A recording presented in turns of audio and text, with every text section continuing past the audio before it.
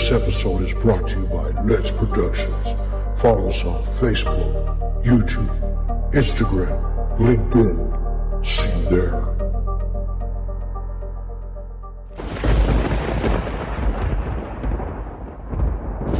You want to learn about CE5 and extraterrestrial contact? Download my new book, now on Amazon, Barnes & Noble, Apple, and 14 other platforms. Book authored by Donald Ledesma.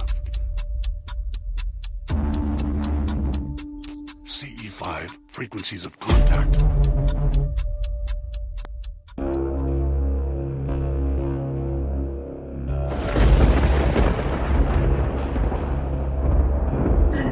Strand Podcast.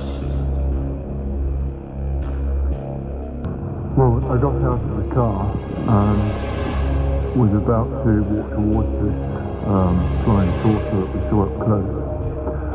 And Gloria, my wife, panicked and told me to get back into the car, which I did. And we drove off, but apparently we found out later that the flying saucer then came around into the road and stopped the car.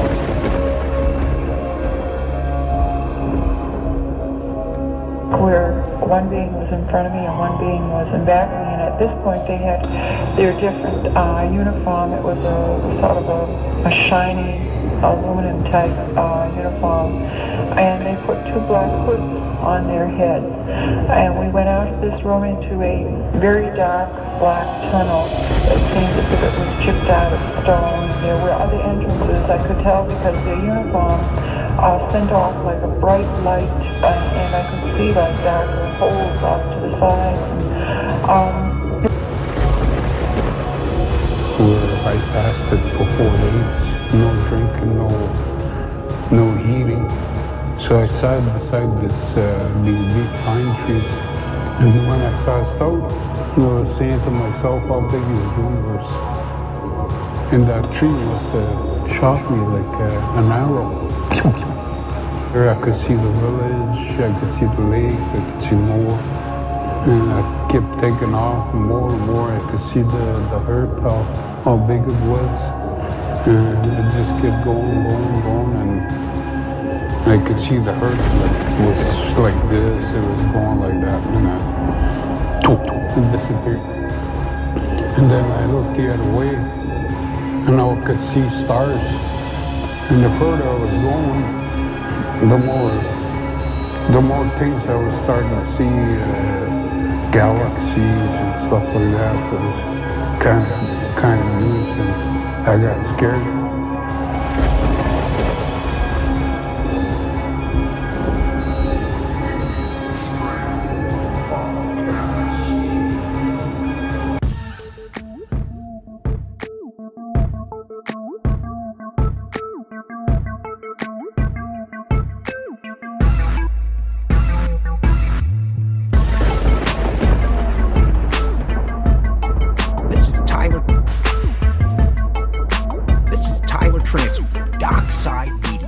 Listening to Alien Strand Podcast with Donald Ledesma.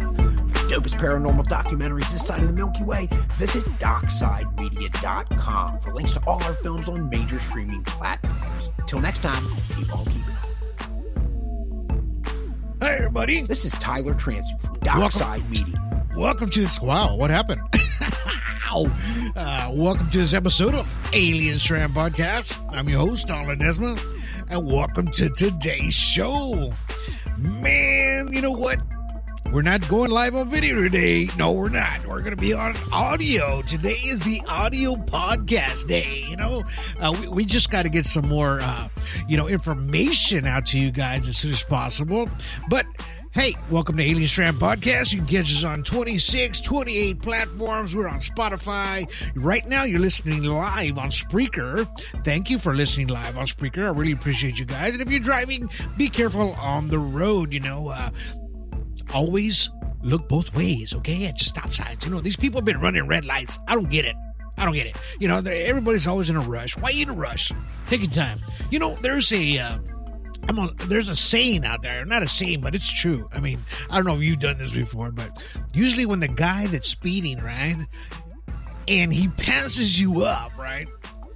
You end up catching it to him in the next light anyway, so what the heck was his rush?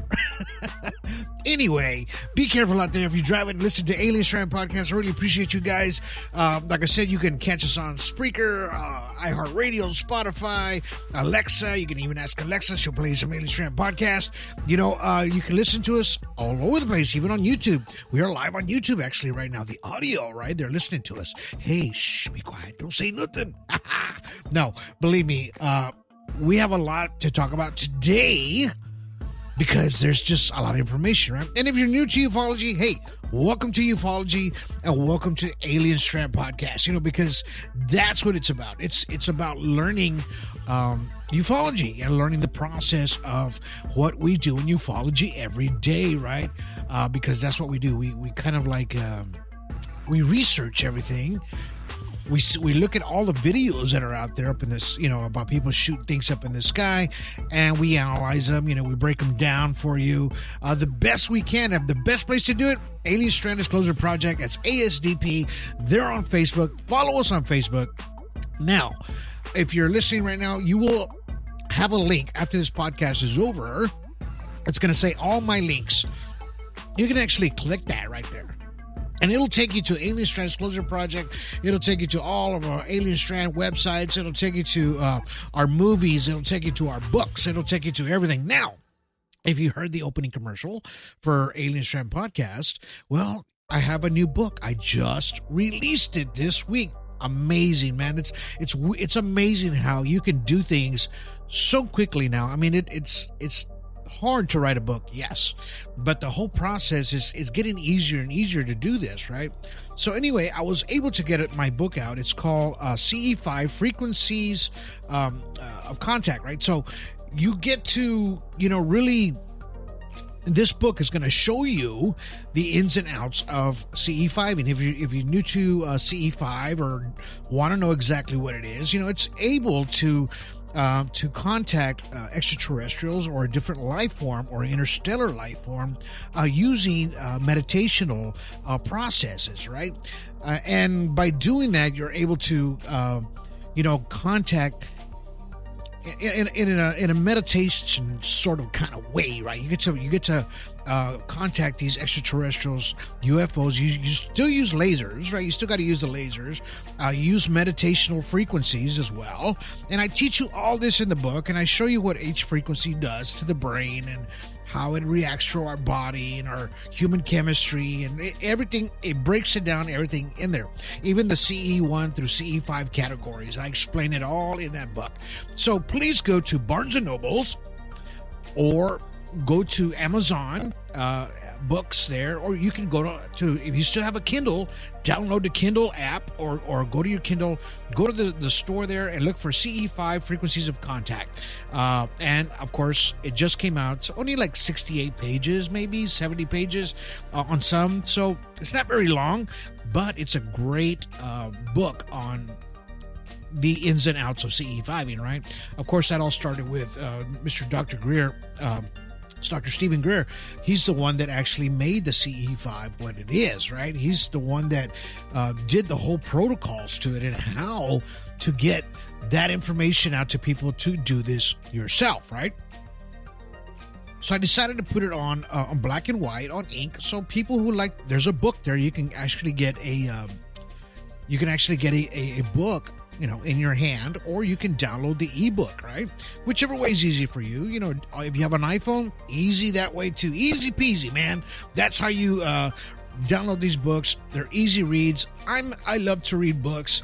I love to have the paperback in my hand. I do read, and I go buy books frequently because I like to hear other people's stories, man, because that's what we do here at Alien Strand, right? And because of that, I'm able to talk about this category that we're going to talk about today. You know, I went and picked up a few books. One was called A Cosmic Encounter, right? And this one was by Stuart W. Bench. He released this in 2021, right? So you're able to see this book. It's pretty much everywhere on any of these bookstores, half-price books. Go check it out. I highly recommend you getting that book. Not only, I mean, I don't know him, but I'm reading the book like I know him. But the information that he gives on his extraterrestrial encounters is phenomenal, man. It's phenomenal because he gets detailed on what he saw and exactly how he saw it, right? So, and it's called, again, A Cosmic Encounter, right? A true story of an alien abduction by Stuart W. Bench, right? Great book. Great read. Also picked up an older book. It's called Alien Encounters, True Life Stories of UFOs and Other Extraterrestrial Phenomenon, right? This was by Rupert Matthews, right? Really good book. You know, it gets down to the beginning and Roswell, and a lot of authors will do that. We'll go back to the beginning to kind of give you a brush up on history, because maybe somebody didn't put something in, you know, and they they added some Pentagon files in this book, right? So you're able to dig a little deeper into the disclosure, right? Because that's exactly what it is, because they're disclosing the information of the extraterrestrials, right? And or UFOs that have crashed out there. Everybody wants to know that, right? I mean, I know I do. I want to know all there is to know about it, as much as possible, right? And it's kind of hard to make people understand the concept of if a UFO lands in front of you and you're standing in the presence of a craft or a ship of some sort, right? And to explain to people what you're seeing without having a physical camera in your hand, a lot of these stories, they didn't have, we didn't have cell phones back then, in the 90s, early 90s, and if they did, they didn't have cameras. I mean, people weren't always carrying cameras in their pockets, right? I mean, we did have those little 110 one-clickers, back in the day. I remember because I was alive back there. Hello, I'm an old guy. But, not everybody had a cell phone, right? So the technology wasn't quite there yet. So they were able to explain a lot of things that did happen while a lot of these extraterrestrial encounters were happening at the time, right? And that's what these books are for, an actual physical book, to sit there and read it, not just listen to podcasts. I love listening to other people's podcasts, but a lot of times you're missing out a lot when you don't have the physical book in your hand, because the extra information is in there that you didn't know, right? And what caught my attention on, that the subject of these UFO crafts is because, the new book that I was reading, right? And then I came across on a couple of other stories, and then I remembered the Bob Lazar story, right? And how he really talks about these crafts are like 25, 30 feet long, about as large as a school bus, and how they had like 3 tiers inside of it. Like there was a lower compartment, right? There was a hatchway that opens up, right, where these extraterrestrials walk out. There's a middle compartment where, at least 2 or 3 fit in that compartment. And there's a upper compartment, which is a small one-seater. It's like the bubble or the glass that's on top, so they can see out, in a sense, right? So when we first heard Bob Lazar talk about that, I was like, wow, that's pretty interesting. And then he put it all on paper, right? And he made drawings of it. And, and then he started getting interviewed. Of course, there's a documentary out there about it, right, as well. And it's a really good one. I ain't gonna put the guy down, but it's a really good documentary. So it's one of those things that you have to watch and then understand how these pieces of these puzzles come together, right? And that's what they do. They come together as these stories come about, right? And there's a lot of coincidences involved in a lot of these stories, to where that's when I told you earlier that you get to have that aha moment, right? Like, whoa, wait a minute, I heard that in this story, or it complements this story, right? And I've talked about it way before on an older podcast, and I've actually put things together on older podcasts to make you understand that a lot of these people come from different parts of the world, and they're telling their stories, and they're not quite similar, right? In other words, they sound similar, and they almost look similar to where you think, oh, they're just copying this person, or they're just saying the exact same thing this person said. No, in reality, no. The stories are different to where you, as a reader or as a researcher, get to put that together yourself and say, wait a minute, that sounds like this category of extraterrestrials, or that sounds like that category of extraterrestrials that happen to be there at the same time, or it's the same extraterrestrial race, right? Or entity, whatever it is, whatever you want to call these things, right? The grays, that's what we talk about. So there's a story on early October morning. This happened in Calgary, Canada, 1965. This gentleman his name was Bill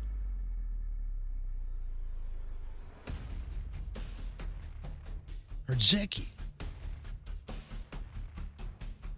He says, I was riding out of my Circle Ranch. He was out in the ranch, right in the middle of nowhere. It says some miles north of, Canada. He says he's sort of like a cowboy, right? And at the time, remember, 1965. So he was bringing the cattle down from on top of a hill. But it was coming down to the lower ground, right? And he said all of a sudden that while he was coming down this hill with the cattle, that the horse kind of got spooked in a sense, right? And it kind of jolted a different direction. He was wondering, okay, why did this horse do this, right? And he's kind of turning the horse to that direction the horse doesn't want to go.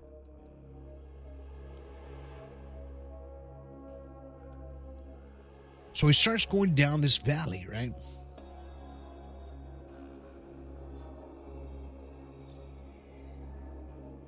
So Bill Herdzeki,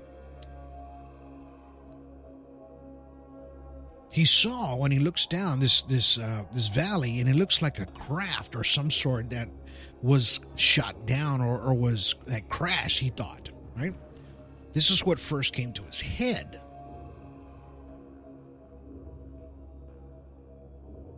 He said, I'm going to go walk down there. He got off the horse, decided to walk down there because the horse was already spooked at the time, right? So he says, I'm going to go down there and investigate a little bit and just to see what that is, right? He says that object turned out to be some kind of a silver or gray or metallic shape. He says it was about 16 feet by 12 feet across. He said the sides had flanges or some kind of small wings shaped like those of some kind of a bird of some sort or prey.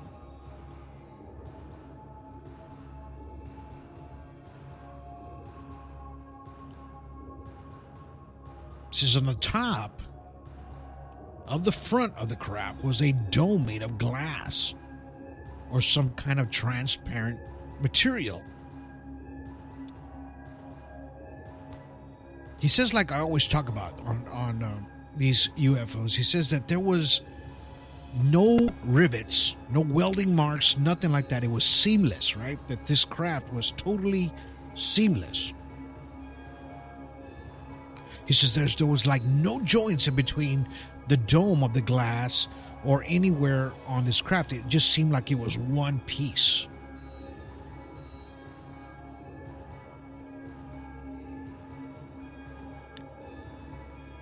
But the material almost seemed like skin. He says it was like real thin, kind of strange looking. He says he looked inside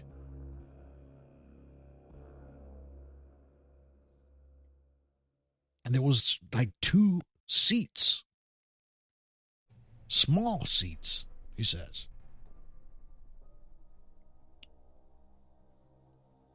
Probably big enough to hold a child, he was saying. It looked like a something that was going to be tiny that was going to be driving this thing. So on the other side of the craft, there was a door that came down like some sort of hatch of some sort, right? So it was already down on the ground. Remember, when he walks up to this craft, it's down on the ground. Door open. He's looking inside. He sees 2 empty seats. He says the door was slightly open so he can kind of look inside.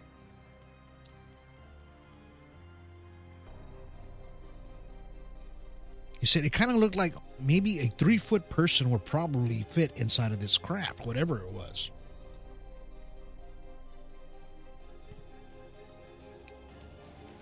And he also said that he was afraid that something was going to pop out while he was sticking his head in there. He didn't understand what he was seeing. Remember, 1965. So, he also said that the craft was making some kind of a humming noise, like a low hum, right? I've talked about that on a couple of my podcasts, even the live ones. I've showed the 40 hertz frequencies, right, of that low hum sound that made my dogs go crazy, right?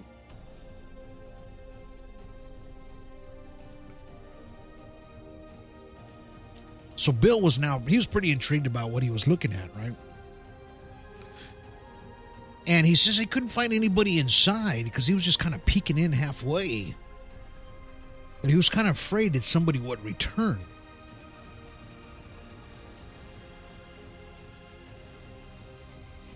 He even said inside this crap there was like a 14-inch flat sort of screen that went across. There was nothing displayed on it, he says. He says along the top of this was 5 dials with markings on them. He said they didn't look like any kind of markings that I know or I understand or I've seen.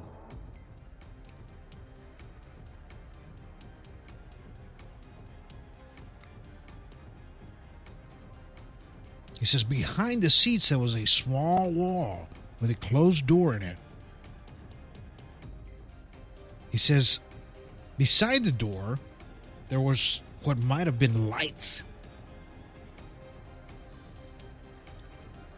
He says Bill, he went to go check if there was some sort of exhaust on it, like maybe a jet or anything like that. And he says there was no physical markings or any kind of jet propulsion system coming out of this craft.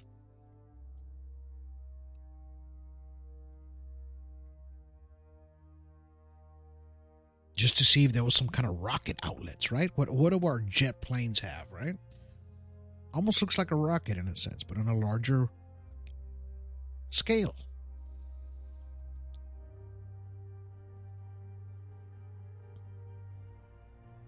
Finally, he said, you know what? I'm scared. I don't know what I'm looking at.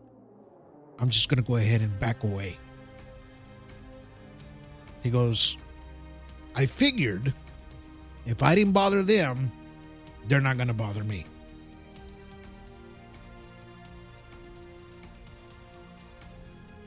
So he said he walked away, got on his horse, got the cattle down in the valley, back to the ranch.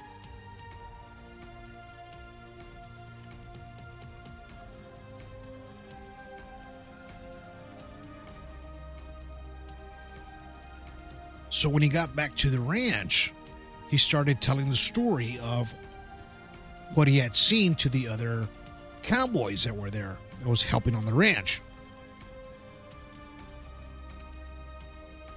They were intrigued about it, and they said, well, it's late now. We can't see anything out there. Remember, this is Canada. They said, let's just go out in the morning and go see if this thing is still there.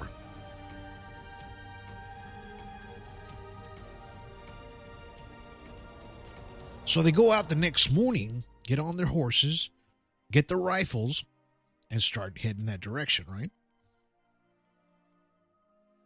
So when they get there to the same spot where he was at, he noticed the craft was gone.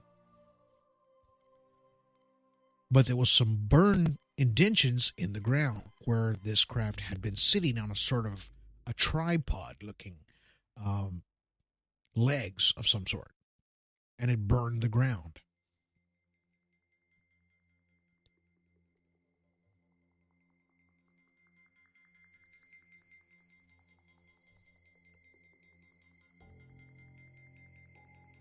So in a sense, you're kind of looking at a close encounters of the second kind and the third, in a sense, because he was able to touch this craft, which makes it the third, and stick his head inside. Close encounters of the second kind, you visually, or has to be literally in front of this craft, in front of you physically. Third is when you're making contact with this craft. Fortunately for him, he didn't see any occupants, or if there was any occupants, they were probably hiding in the brush. I'm sure they saw him.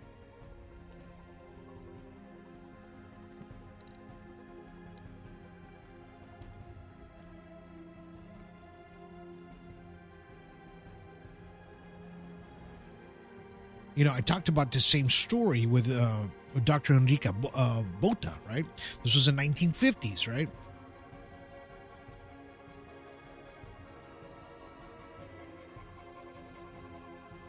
You know, he talked about seeing this craft, going inside.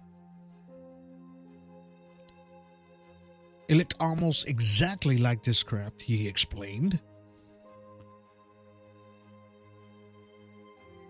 He says this object was shaped like a dome, right? Made of silvery material. But this one had no legs, no landing gear, and it seemed to be resting slightly above the ground. In other words, it was in a hover.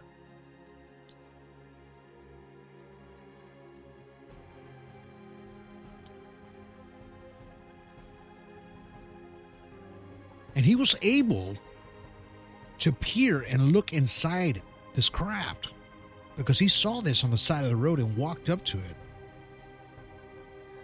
He looked inside, saw an empty room, a glow, a flashing red light. And he said everything looked like it was made out of metal, but it looked like skin. And the craft had some sort of a jelly softness to it, right? While he walked inside. This guy got to walk inside, right? He was a doctor and a pilot. So he knew something about flying, what crafts were, what airplanes were, and knew that this was nothing that we had, right?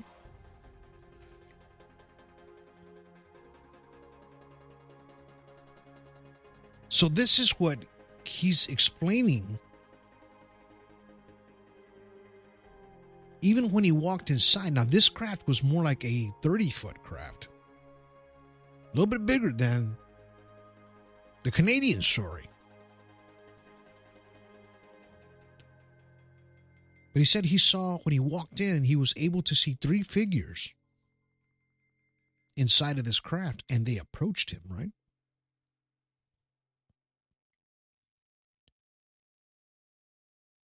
And he says when he got close to it, he was kind of like in a control room, right? There was a panel with gauges, lights, things that look like meters.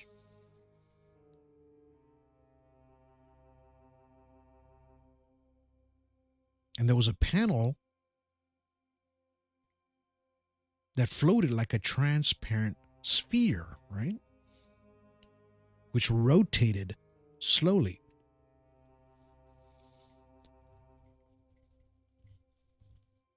This is in the center of the craft.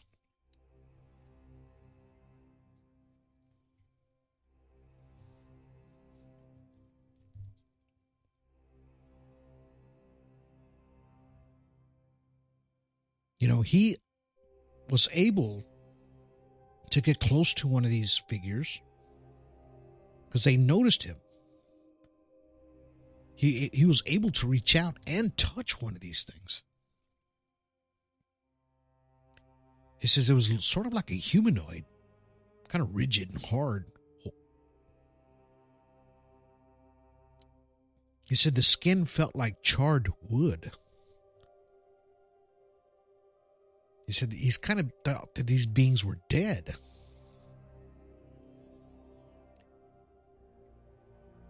And he immediately turned around and ran to his vehicle. He was able to get away.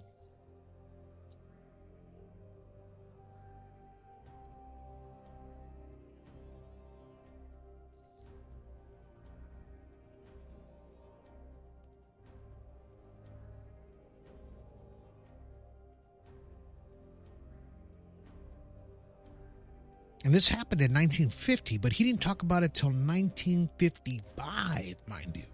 He waited 5 years.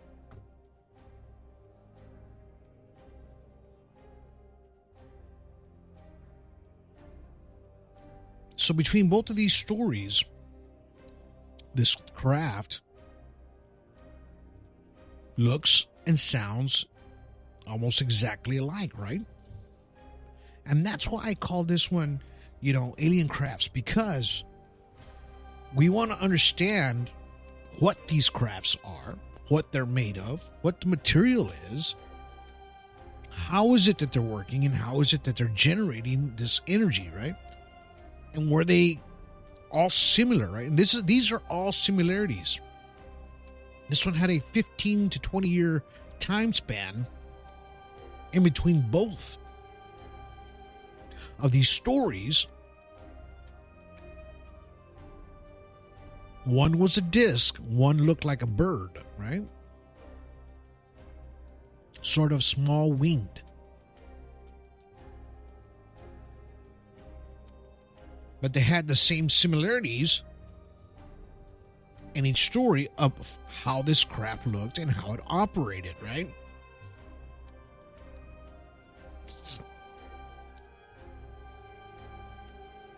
Which brings me to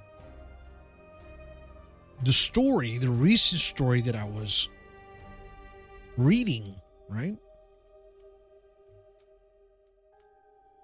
The story of a cosmic encounter. This book that I had just purchased, and it came out in 2021, mind you. And this happened around 1997, his story.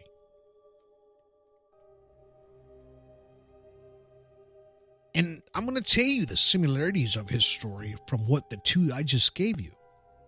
I don't want to spoil this book for you because you have to read this. Now, this last story of Mr. Stuart Bench in 1997, his was a strange story, though.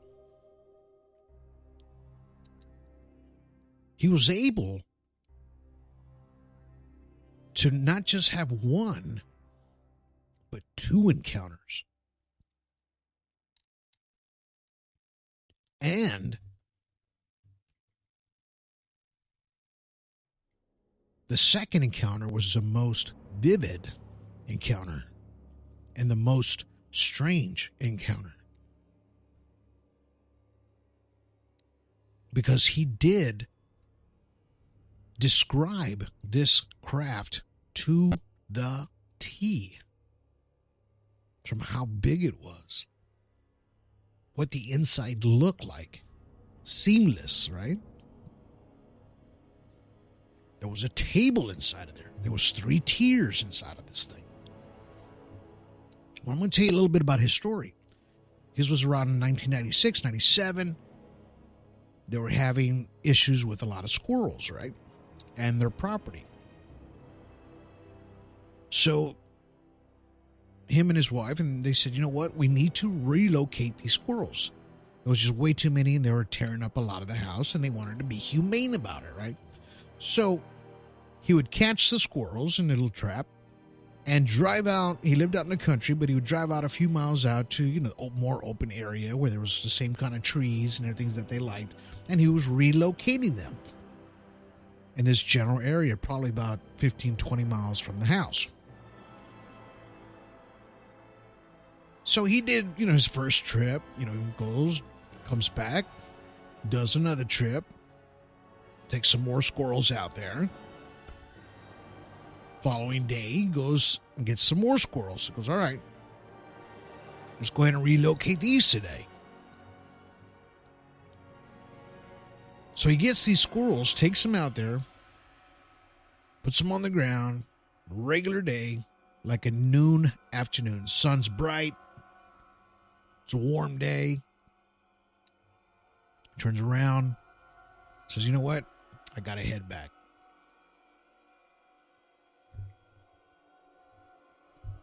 So he starts driving his pickup truck back home. Probably about 2 miles from the location that he left. He starts seeing this light behind him. Looked like a car, he said, with its headlights on. He goes, I didn't understand. It was daylight, it was kind of bright behind me. Because I couldn't understand why I was seeing this light. Just figured out it was a car. So this thing was coming closer and closer and closer to him, right behind him. And he notices that this craft, or whatever it was, it came behind him and went up above him. And as soon as it did this, his whole vehicle just turned off. So he coasted it on the side of the road and noticed that there was a shade around him because it was a bright sunny day, right? And he noticed it was only a shade around my truck, a circular shape. Says my truck wouldn't turn on. Everything died. Battery, everything. It was an older pickup. The gauges didn't work. Radio didn't work. Nothing turned on. Lo and behold, he looks up and he notices that there's a light above his and a shadow above his truck. He was trying to turn his vehicle on. He couldn't. It wouldn't turn on. Finally, this craft decided to take off at a high rate of speed, and he saw it. He says, I waited a few minutes. I didn't know whether to walk and try to go get a wrecker or whatever because my truck wouldn't turn on.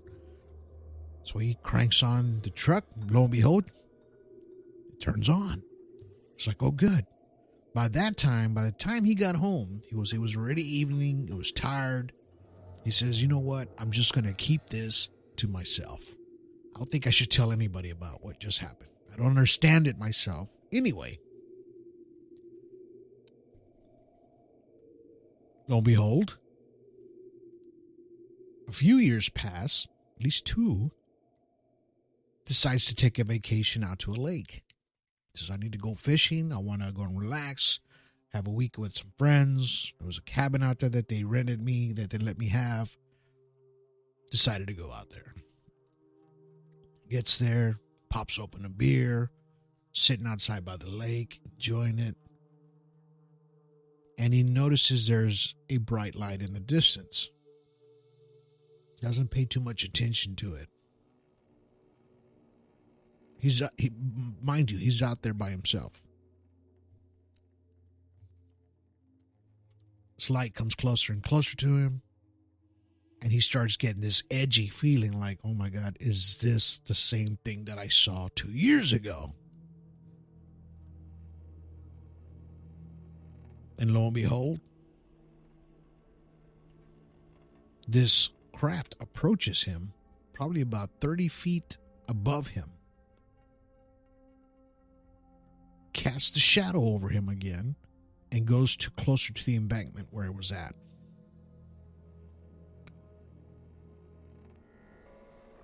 This time, a landing pad or a walkway came down a ramp, and 3 extraterrestrials came out. At this point, he was scared for his life. Didn't know what was going to happen, right? So they came, and he says, I was trying to think in my head. I read stories about this kind of things that are happening to him, and I had a feeling they were going to try to speak to me telepathically. He goes, but they weren't saying anything to me. I couldn't hear anything. They just grabbed me by the arms slightly and walked me into the ship. Now, mind you, he's totally coherent.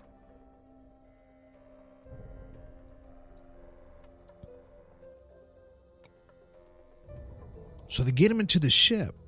They put him on the table. He's noticing everything. The seats. There was a lower part of this craft. Lower section that Bob Lazar talked about. There was a middle section that had 2 seats, with both of them with a joystick sort of control. There was a reactor of some sort in there as well. There was 4 tubes on one side of the craft and 4 liquid tubes on the other side. So it's like a dark color of liquid. But this is where it gets interesting, right? It said the door closed, and I got scared, and I thought to myself, oh no, I'm going to get, they're going to pull something from me. I'm going to get probed and all that stuff. This is what was going through his mind.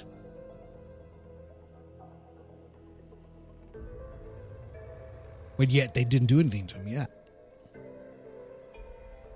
So he noticed that the oxygen levels inside this craft were very dense.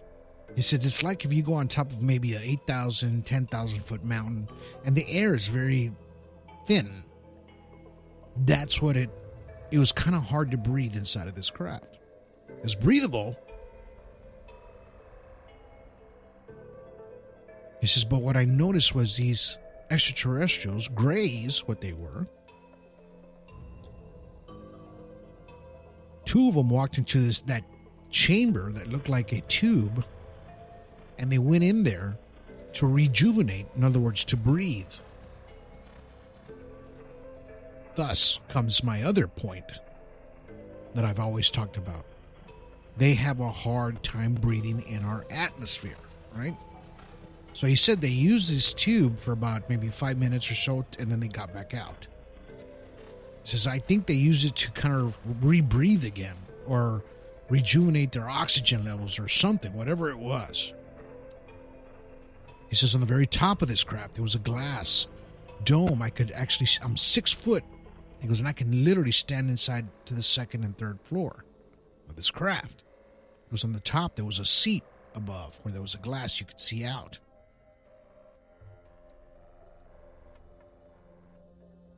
Inside was seamless. Tables, everything was this metallic silver color. He says there was lights inside of this thing that you couldn't see, possibly coming out of the walls.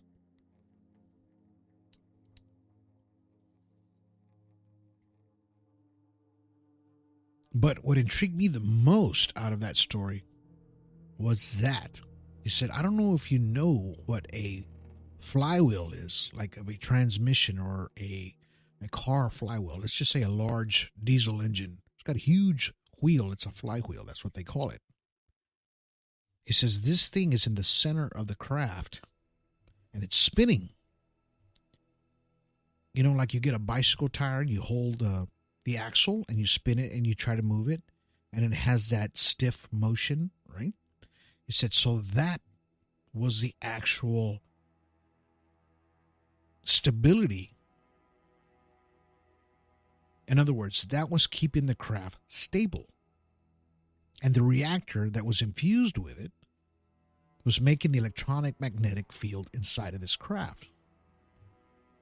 Because they did take him up out of the Earth's atmosphere. He says they strapped me down of some sort of belt of some sort. He goes, they even strapped themselves down. Which means in our atmosphere, there is inertia. Inertia is the movement like you get from a roller coaster ride or any kind of ride. You have that push, that G-force. There is inertia, but not a lot of it.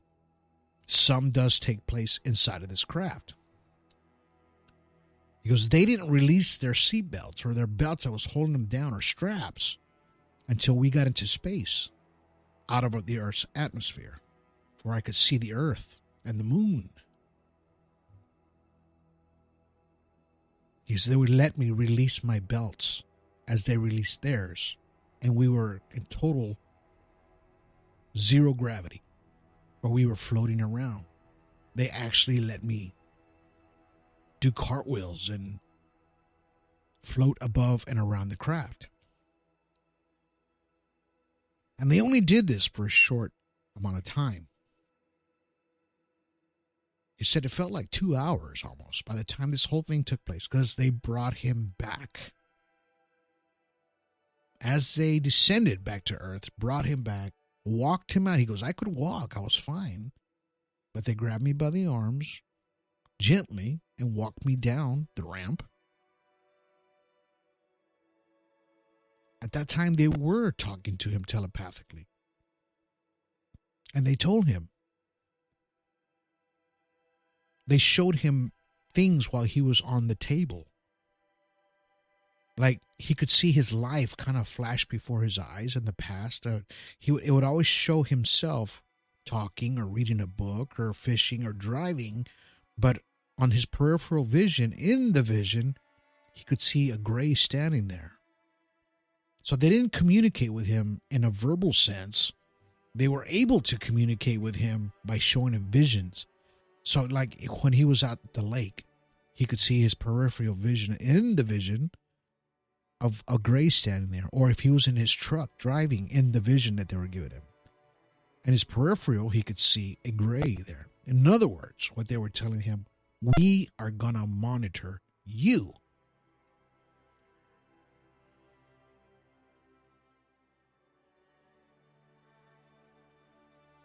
So the first craft that happened 2 years prior, he doesn't remember anything. As far as like, he just felt like it from 1 second to the next. But they found him again.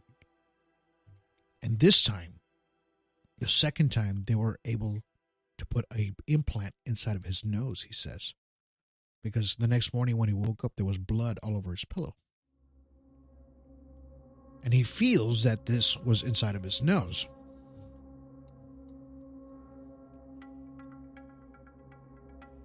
Now, the fact that all these stories coincide together in the sense of this extraterrestrial craft and how they work, not just the extraterrestrials themselves, but just the storyline.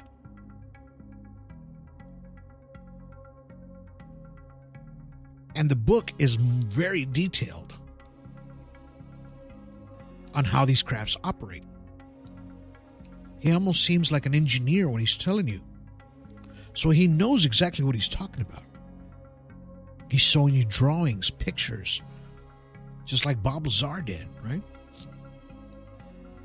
In which I put these 3 stories together for you today because I want you to understand that even these were different timelines, 1950, 1997, 1960s, different timelines, right? But the stories coincide together like a puzzle. One of the crafts might have looked differently, but the information in a lot of these books makes you understand exactly what you're reading and how your visionary expectancy is. It's when you're kind of thinking about what this storyteller is telling you, and your visionary and envisioning actually in your mental thoughts, right, of what was taking place and how this looked like, right? Just like when anybody tells you a story about anything, you're kind of visioning or envisioning actually the story, even if it's a comedian or anybody out there. Gets you pulled in, right?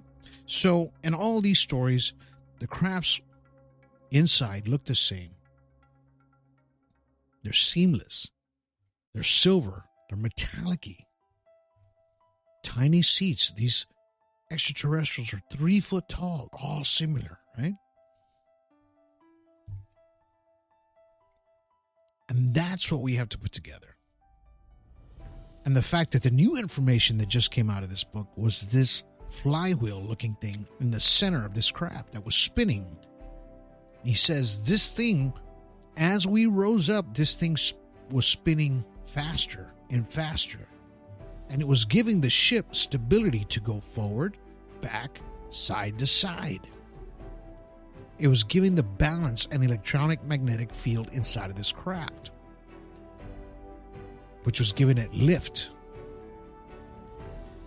trajectory, propulsion.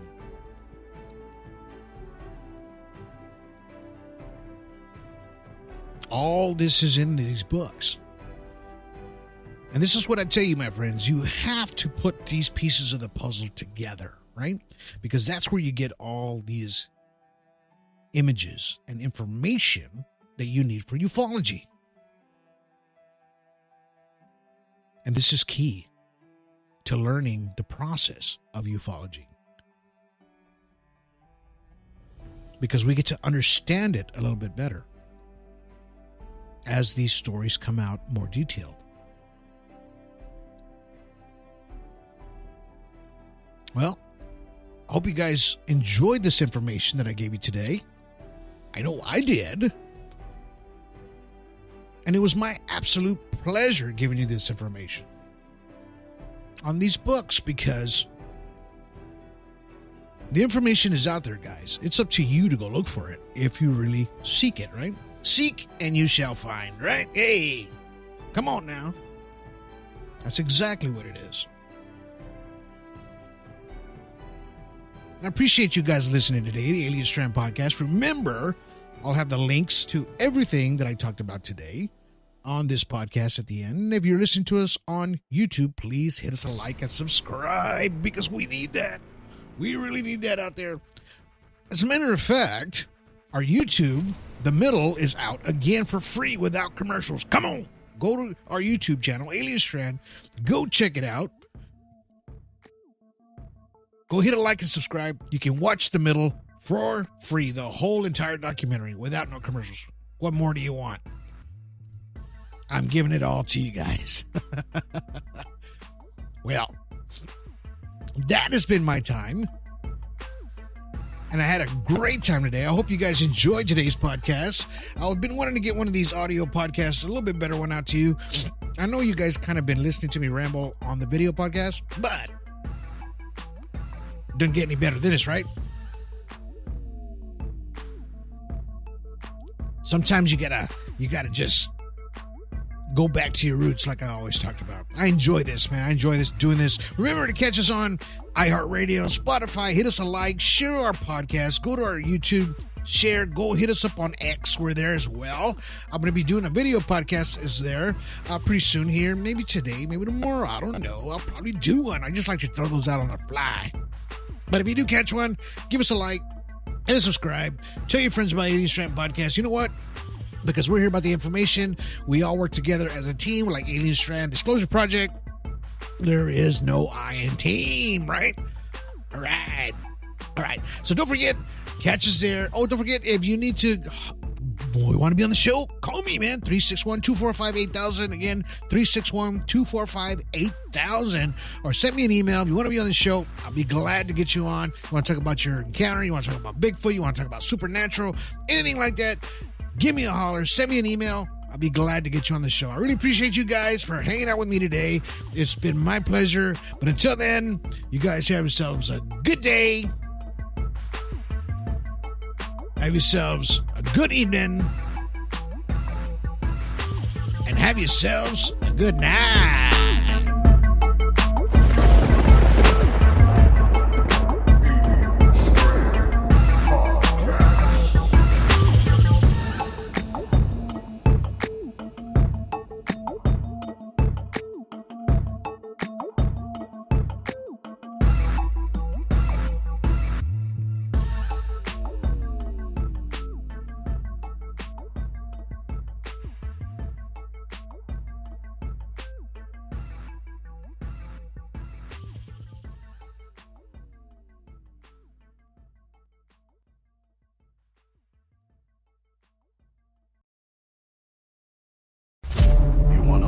about CE5 and extraterrestrial contact, download my new book. Now on Amazon, Barnes & Noble, Apple, and 14 other platforms. Book authored by Donald Ledesma. CE5, Frequencies of Contact.